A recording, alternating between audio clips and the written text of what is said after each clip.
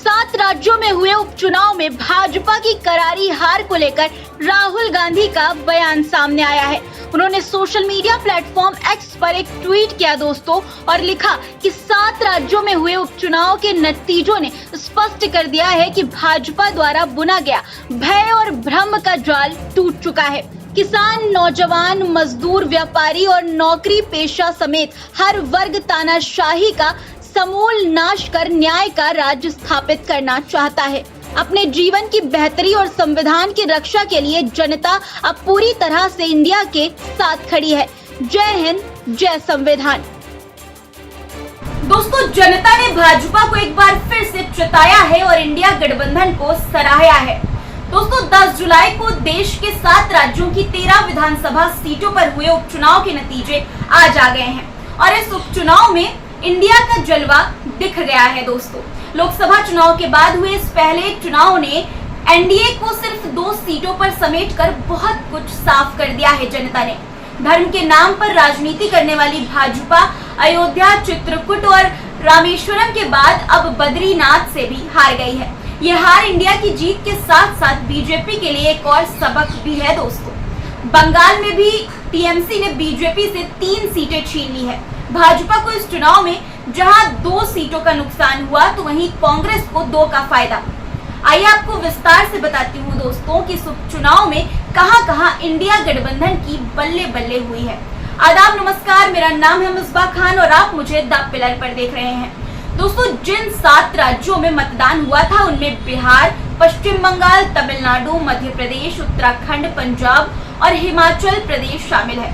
इन राज्यों की जिन 13 सीटों के परिणाम घोषित किए गए हैं, इनमें बिहार की रुपौली विधानसभा सीट, पश्चिम बंगाल की रायगंज, रानाघाट दक्षिण और मानिकताला, तमिलनाडु की विक्रवांडी, मध्य प्रदेश की अमरवाड़ा, उत्तराखंड की बद्रीनाथ और मंगलौर और पंजाब की जालंधर सीट शामिल है। इसके अलावा हिमाचल प्रदेश की देहरा, हमीरपुर और नालागढ़ सीट पर हुए उपचुनाव के नतीजे आए हैं। दोस्तों, इन 13 सीटों में कांग्रेस ने 4, टीएमसी ने 4, भाजपा ने 2, आप, डीएमके और निर्दलीय ने 1-1 सीटें जीत ली हैं। दोस्तों, मध्य प्रदेश की अमरवाड़ा सीट पर उपचुनाव हुए और यहाँ पर भाजपा ने कांग्रेस के प्रत्याशी से सीट छीन ली। भाजपा के कमलेश शाह ने यहाँ से जीत दर्ज की है। 2023 में कमलेश शाह ने कांग्रेस के टिकट से बीजेपी की मोनिका भट्टी के खिलाफ जीत दर्ज की थी। बिहार की जिस एक सीट पर चुनाव हुए हैं दोस्तों, उसका नाम है रुपौली और यहाँ की अगर बात करें तो यहाँ से चौंकाने वाला परिणाम सामने आया है। एनडीए और इंडिया गठबंधन को हराकर निर्दलीय उम्मीदवार ने यहाँ से जीत दर्ज की है। शंकर सिंह ने जेडीयू को हराया है और पिछली हार का बदला भी लिया है। शंकर सिंह क्षेत्र के पुराने नेता हैं दोस्तों। वे लोजपा से एक बार विधायक भी रह चुके हैं। इस बार उन्होंने लोजपा से नाता तोड़कर निर्दलीय चुनाव लड़ा और आरजेडी की बीमा भारती एवं जेडीयू के कलाधर मंडल को पटखनी दी। राजपूत समाज से आने वाले शंकर सिंह की गिनती दोस्तों बाहुबली से राजनेता बने चंद लोगों में होती है। पंजाब की जालंधर पश्चिम सीट की अगर बात करें तो यहाँ भाजपा ने आपका कैंडिडेट तो छीना लेकिन सीट नहीं जीत पाई। दोस्तों, पंजाब में जालंधर पश्चिम विधानसभा सीट के लिए उपचुनाव को मुख्यमंत्री भगवत मान के लिए अग्नि परीक्षा माना जा रहा था, जिसमें उनके उम्मीदवार मोहिंदर भगत पास हो गए हैं। दोस्तों, आम आदमी पार्टी के मोहिंदर भगत ने बीजेपी के उम्मीदवार शीतल को करीब 47,000 वोट से हराया। पहले भी ये सीट आम आदमी पार्टी के पास ही थी और शीतल ही यहाँ से विधायक थे, लेकिन बाद में वो बीजेपी में शामिल हो गए, जिसके बाद यहाँ उपचुनाव हुआ। दोस्तों, हिमाचल प्रदेश की 3 सीटों पर उपचुनाव हुए, जिसमें से 2 सीटों पर कांग्रेस ने जीत हासिल की है।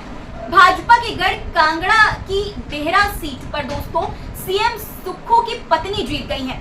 वहीं नालागढ़ सीट से कांग्रेस के हरदीप सिंह बावा ने बीजेपी के केएल ठाकुर को करीब 9,000 वोटों से हराया। हालांकि हमीरपुर से बीजेपी के आशीष शर्मा ने कांग्रेस के पुष्पेंद्र वर्मा को कड़े मुकाबले में 1,571 वोटों से हरा दिया। बता दें कि पहले ये तीनों सीट निर्दलीय उम्मीदवारों के पास थी। दोस्तों, पश्चिम बंगाल में दोस्तों 4 विधानसभा सीटों पर उपचुनाव हुए थे और चारों पर ही सत्ताधारी तृणमूल कांग्रेस ने क्लीन स्वीप किया है। इन चारों सीटों में से 3 सीट बीजेपी से टीएमसी ने छीनी है दोस्तों। उत्तराखंड की अगर बात करें तो उत्तराखंड में 2 सीट बद्रीनाथ और मंगलौर पर उपचुनाव हुए हैं, जिसमें बद्रीनाथ में भाजपा की करारी हार हुई है।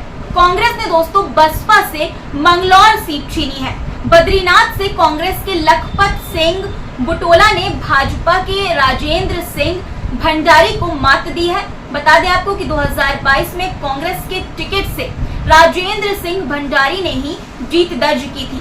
जनता ने लोकसभा चुनाव में बेवजह की तोड़फोड़ को मास्टर स्ट्रोक बताने वालों को उपचुनाव के नतीजों के साथ अब करारा जवाब दे दिया है दोस्तों।